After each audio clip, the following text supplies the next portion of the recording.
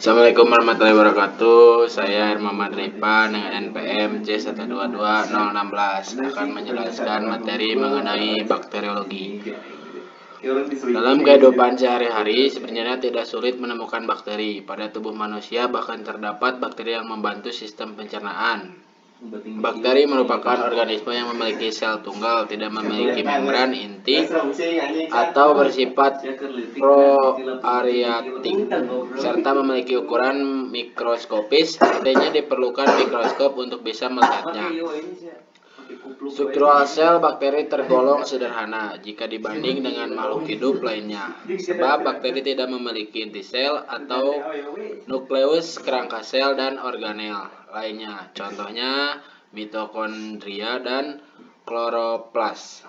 Secara umum, ciri bakteri antara lain berukuran kecil, terdiri dari satu sel, dan uniseluler, tidak memiliki membran inti, prokaryotik, ukuran tubuh berdiameter 0,1 sampai 1 mikron dengan panjang 1 sampai 20 mikron. Hanya dapat dilihat melalui mikroskop. Hidup berkoloni, memiliki atau secara soliter bersifat kosmopolit.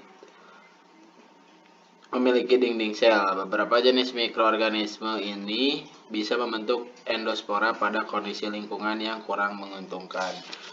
Selanjutnya materi kimia darah. Jenis penyakit yang bisa diketahui dengan pemeriksaan darah. Cek darah dilakukan dengan mengambil sampel darah melalui jari, pembuluh darah di bagian tubuh tertentu seperti lengan. Proses pengambilan darah umumnya hanya memakan waktu sekitar 5-10 menit, lebih cepat jika pembuluh darah pena mudah untuk ditemukan. Lalu penyakit apa saja yang bisa dideteksi melalui cek darah? Yang pertama, penyakit kardiovaskular. Apabila tes menunjukkan kadar kolesterol tinggi dalam darah, tandanya seseorang beresiko tinggi mengalami penyakit seperti penyakit jantung dan penyakit stroke. Yang kedua, penyakit paru-paru. Analisis gas darah membantu identifikasi penyakit yang mempengaruhi paru-paru seperti pneumonia dan penyakit paru obstruktif kronis. Yang ketiga, diabetes. Pemeriksaan darah juga dapat dilakukan untuk kadar glukosa darah. Glukosa jika hasil tes darah menunjukkan kadar glukosa yang tinggi. Yang keempat, penyakit pembekuan darah. Tes koagulasi adalah tes darah untuk mengidentifikasi penyakit pembekuan. Yang kelima, gangguan elektrolit. Elektrolit seperti sodium, potasium, dan klorida berfungsi untuk menjaga keseimbangan cairan dalam tubuh. Dan yang terakhir, peradangan tubuh. Sedimentasi eritrosit yang disebut juga LED adalah tes darah untuk mengetahui tingkat keparahan peradangan. Selanjutnya materi parasitologi. Malaria adalah suatu penyakit yang disebabkan oleh parasit Plasmodium yang dikeluarkan melalui gigitan nyamuk Anopheles betina yang infektif. Nyamuk yang hanya menggigit di malam hari ini dapat menggigit penderita malaria dan menjadi infektif 7-14 hari.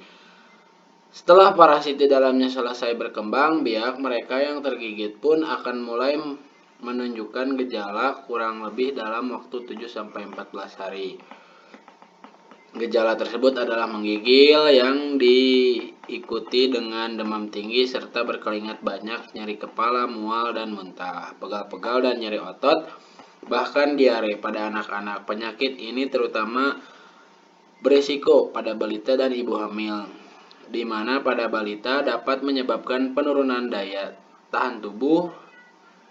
Cara mencegahnya menggunakan lotion anti nyamuk, tidur menggunakan pakaian panjang, dan jaga kebersihan.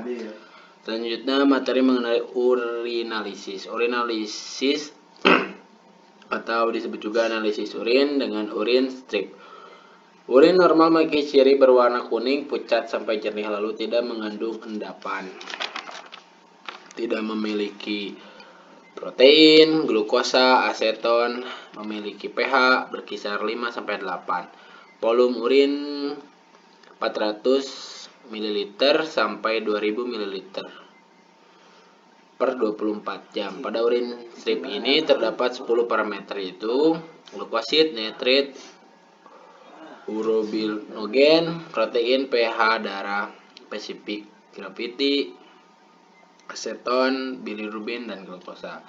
Lalu penggunaannya yaitu ambil 1 strip urin, lalu celupkan pada urin, kemudian keringkan beberapa saat, tunggu sampai mengering. Hasil analisis urin dapat dilihat dari perubahan warna yang terjadi pada strip test. Selanjutnya materi mengenai toksikologi, bahaya narkoba. Apa itu narkoba? Narkoba merupakan singkatan dari narkotika dan obat-obatan atau bahan berbahaya lainnya. Jenis-jenis narkoba: ganja, sabu, heroin, ekstasi. Bagaimana narkoba dapat dikonsumsi, diminum, dihirup, disuntikan. Dan pada narkoba, dampak narkoba, dampak fisik yang pertama gagal ginjal, kanker hati, cacat janin, HIV, AIDS, TBC. Dampak psikologis, emosi tidak terkendali, curiga berlebihan, selalu berbohong, tidak merasa aman. Dampak sosial, seks bebas, mencuri, merasa dikucilkan, mengganggu ketertiban umum. Cara mengatasi narkoba: lingkungan keluarga, kasih sayang dan perhatian, tindakan, norma dan nilai moral. Lingkungan sekolah, edukasi mengenai bahaya narkoba. Lingkungan masyarakat, laporkan pada pihak berwajib jika menemukan hal yang mencurigakan. Selanjutnya materi mengenai sito-histo.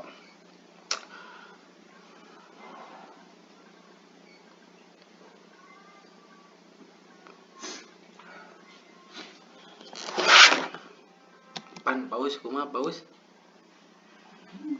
Paus kumaha paus? Bisa ya. Iya belum.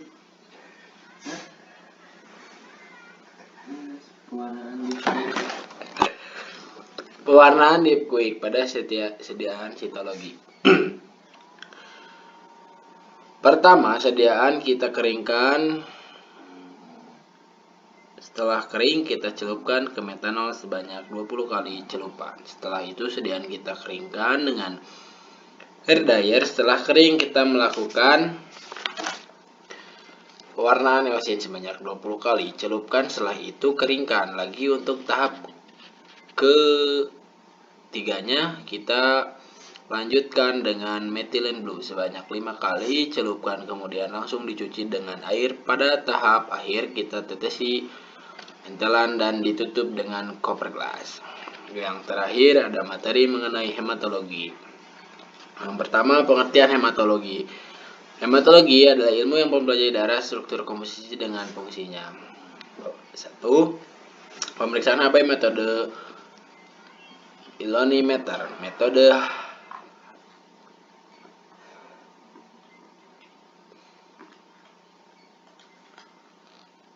Sahli menggunakan HCl. Fotometer, metode Shantet hemoglobin. Shantet hemoglobin. NaHCO3 KCN K3Fe. Nilai normal Hb 1 11 sampai 13. Nilai normal Hb laki-laki 13,5 sampai 18,9 gram per desiliter. Perempuan 11,5 sampai 16 gram per desiliter. Bayi 13,6 sampai 19,6 gram desiliter. Ibu hamil 9,5 sampai 13,9 gram desiliter. Diagnosis HB rendah, anemia, thalassemia, infeksi kronis, HB tinggi, dehidrasi, PJK paru-paru. Sekian dari saya, Erma Merdeka Nurhadi dengan NPM 122 012. Assalamualaikum warahmatullahi wabarakatuh. Black Cobra Jaya.